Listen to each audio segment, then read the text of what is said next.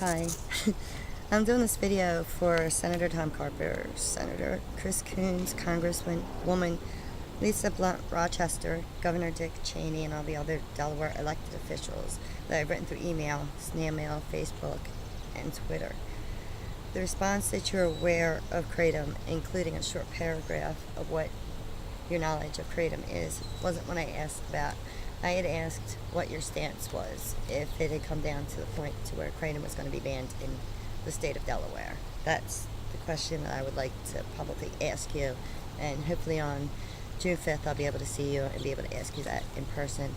But here is the version of the letter that I've written to you and all the other representatives in the state of Delaware of some version or another of this letter. I was lucky enough to find Kratom a year ago. This is my Kratom story.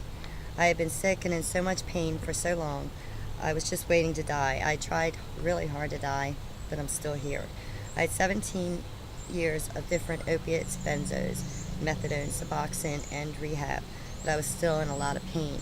Numerous surgeries to prove that kidney stones were causing me pain resulted in horrible adhesions so bad that I couldn't stand up straight. So many of those years were trying to prove the pain again, but the adhesions couldn't be seen without surgery. And I'd had the same surgery 10 years prior to have them removed another time. It took me a long time to finally decide to go back to pain management. I called many, none returned my calls, probably because I'd already been to all of them and throughout the years, and they're just basically pill mills. I felt like my insides were being torn out every time I went to the bathroom because they were all stuck together, and I called and I begged and I pleaded for relief. I went to the doctors and I went to the hospital. I went to the emergency room, unable to urinate because of the problems caused by the adhesions.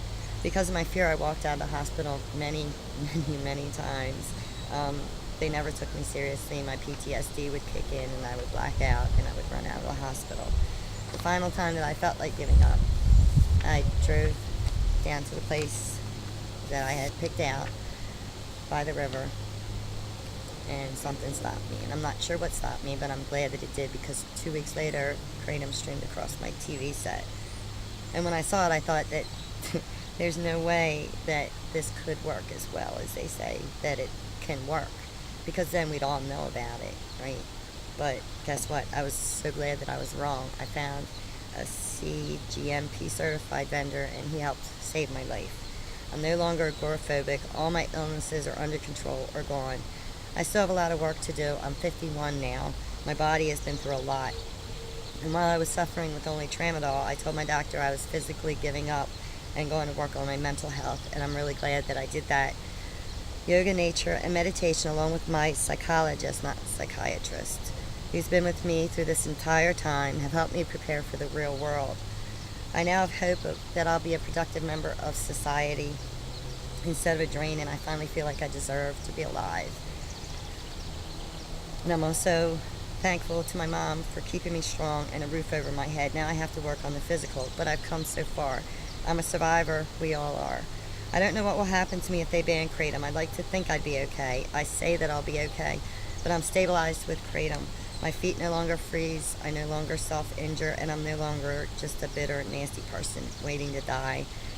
I don't know if that stability will still be there without Kratom, and I don't know that I'll have the strength to fight my way back if they take Kratom away, and I can only hope that I don't have to find out. Hashtag Kratom saved me. Hashtag Shareourpain. Hashtag keepkratomlegal. Hashtag kratomwarrior. Thank you. My name is Venus Lynn Usher.